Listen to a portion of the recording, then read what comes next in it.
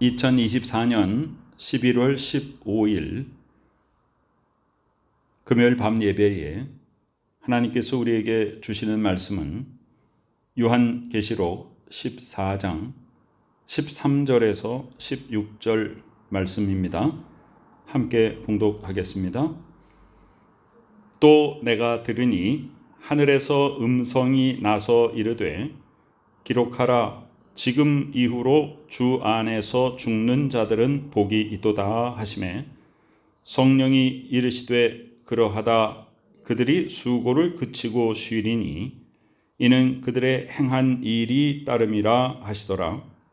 또 내가 보니 흰 구름이 있고 구름 위에 인자와 같은 이가 앉으셨는데 그 머리에는 금면류관이 있고 그 손에는 예리한 낫을 가졌더라. 또 다른 전사가 성전으로부터 나와 구름 위에 앉은 이를 향하여 큰 음성으로 외쳐 이르되 당신의 낫을 휘둘러 거두소서.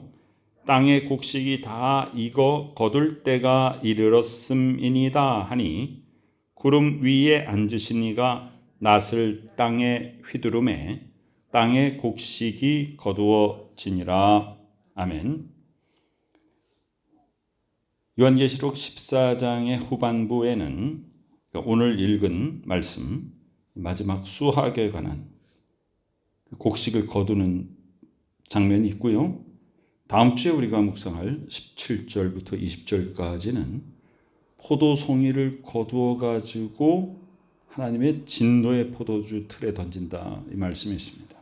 오늘은 알곡들을 거두어서 하나님의 창고에 모으십니다. 마지막 때에 일어나는 모습입니다. 그리고 그 다음에는 이제는 악한 자들을 심판하시는 것입니다. 자, 하늘에서 음성이 납니다. 기록하라. 지금 이후로 주 안에서 죽는 자들은 복이 있도다 그랬어요. 고린도전서 15장에는 부활장이라고 그러죠. 그리스도께서 죽은 자 가운데서 다시 살아나서 잠자는 자들의 첫 열매가 되셨다 그랬습니다.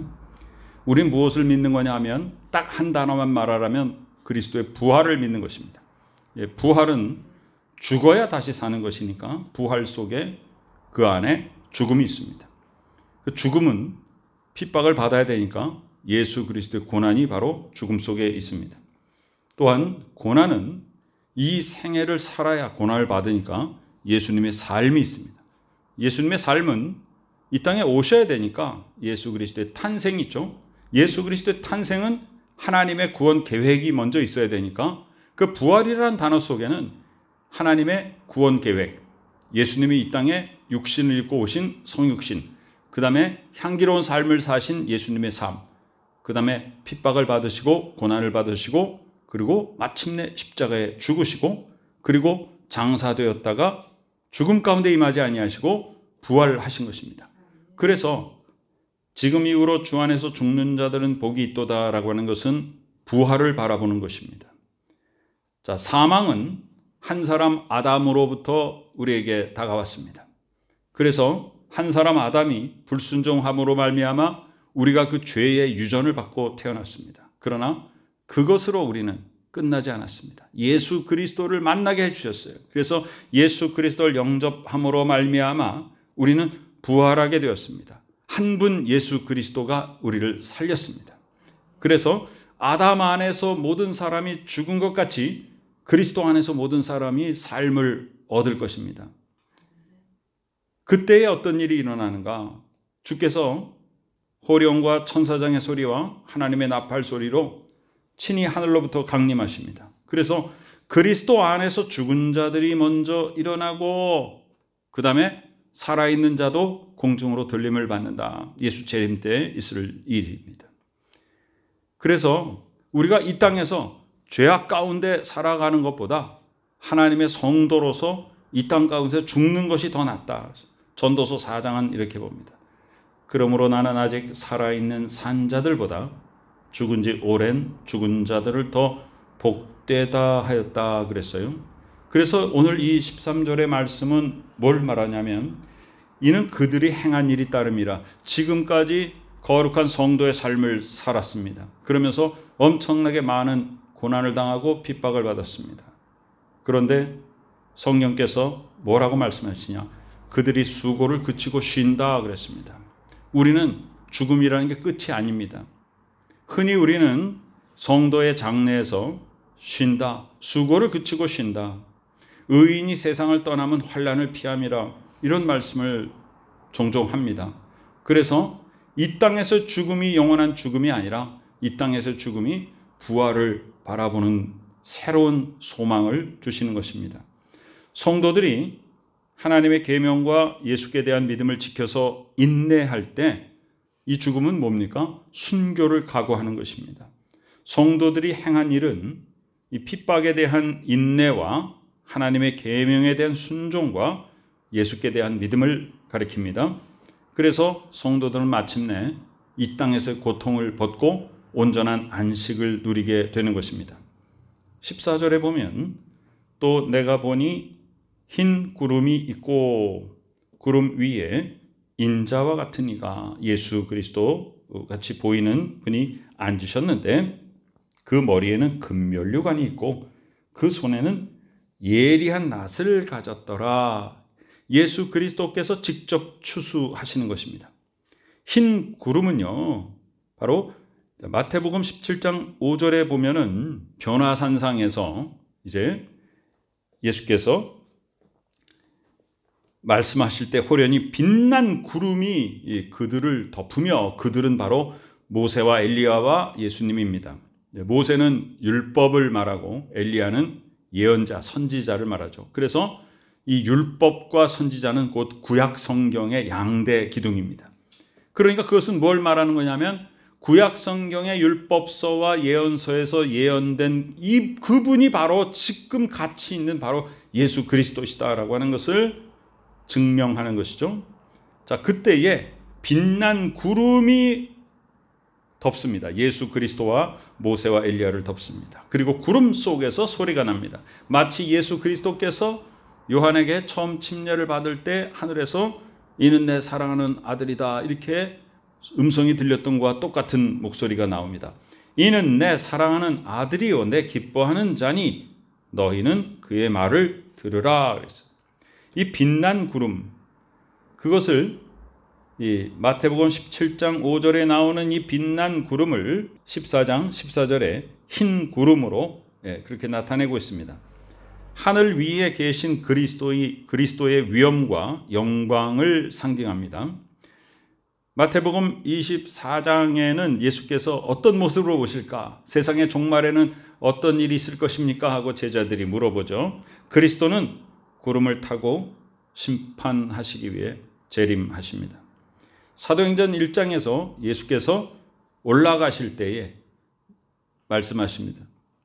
천사들이 나타나서 너희가 예수님이 승천하신 모습을 본 그대로 예수님은 다시 오실 것이다 그래요.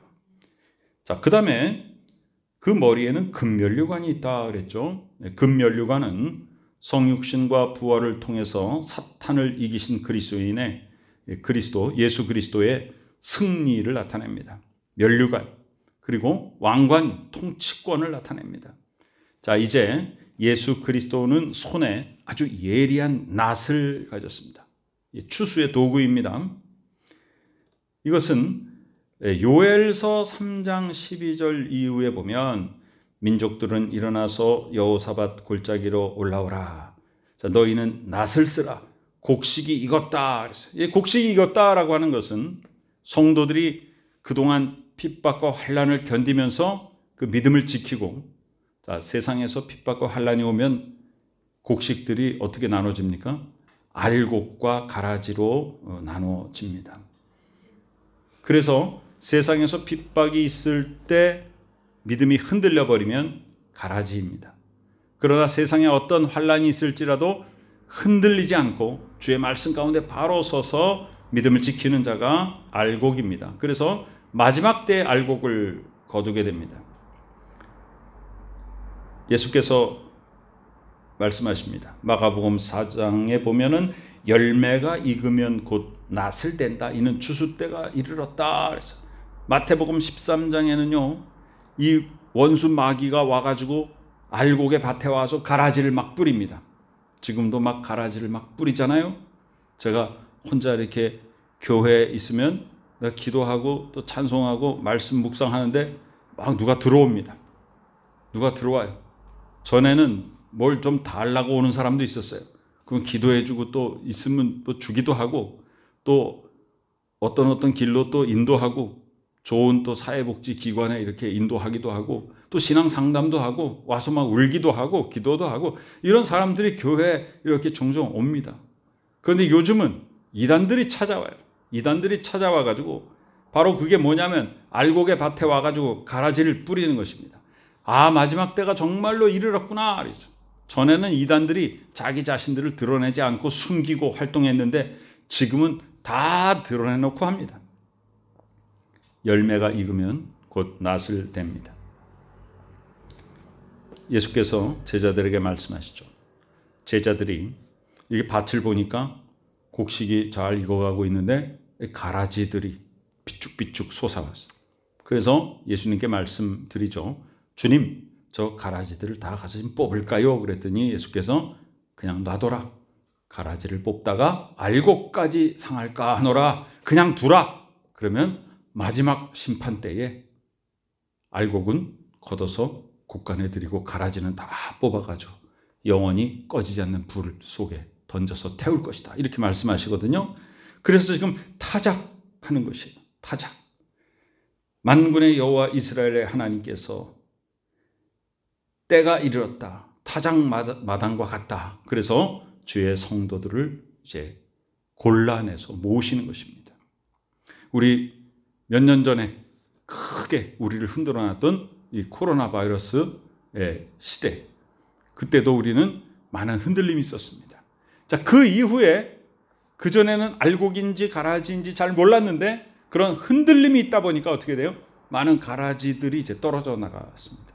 그래서 알곡을 모으시는 거예요. 우리가 그 곡식을 어떤 것이 알곡인지 어떤 것이 가라지인지 알려면 어떻게 합니까? 곡식을 이렇게 받쳐가지고 바람이 부는 데다 이렇게 흔들면 가벼운 쭉정이들은 다 날아가 버리고 알곡은 점점 안으로 들어와서 모이게 되죠. 환란이라고 하는 것은 쭉정이들을 날려보냅니다. 그러나 환란은 바로 알곡들을 더 주님 품으로 모으는 역할을 합니다. 그래서 믿음이 있는 자들에게는 환란이 결코 믿음을 저버리는 이유가 되지 않습니다. 환란이 도리어 믿음을 굳건하게 하는 그런 환경이 되는 것입니다. 구름 위에 앉으신 이가 낫을 땅에 휘두르매 땅의 곡식이 거두어졌다 그랬어요. 예수 그리스도께서는 천사들을 부려서 일을 하실 수도 있지만 성도들을 거두어 드리는 일은요, 친히 낫을 휘두르시는 것입니다. 지금 우리에게는 그때가 어느 때인지 알지 못하지만 우리는 날마다 예비하는 삶을 살아야 됩니다. 나의 삶이 믿는 자로서 구별된 삶을 살고 있는지 아니면 세상 사람들이 사는 것과 똑같은 삶을 살고 있는 것인지 우리는 분명히 내 자신을 말씀에 비추어 점검해 보아야 됩니다. 마지막까지 견디는 알곡이 되어서 하나님께서 추수하시는 복된 알곡의 성도가 되시기를 간절히 축원합니다. 아멘. 하나님의 은혜 감사드립니다. 이 세상에 이제 때가 이르르고 있음을 우리는 분명히 영적으로 느낍니다. 아버지 하나님이여, 이 세상 속에서, 이 험한 세상 속에서, 어두움의 세상 속에서 오직 빛이신 예수 그리스도만을 바라보게 도와주시옵소서. 나의 삶의 열매가 세상과 같지 아니하며 오직 그리스도인으로서 구별된 삶으로 하나님 앞에 인정받고 많은 사람들 앞에 정말 예수 믿는 사람은 다르구나 우리를 향하여서 사람들이 그렇게 인정하고 나를 통하여서 하나님 앞으로 돌아올 수 있도록 주께서 축복하여 주옵소서. 끝까지 견디는 자가 되어서 하나님께서 알곡으로 추수해서 하나님 아버지의 복된 일꾼으로 사용하여 주시옵소서.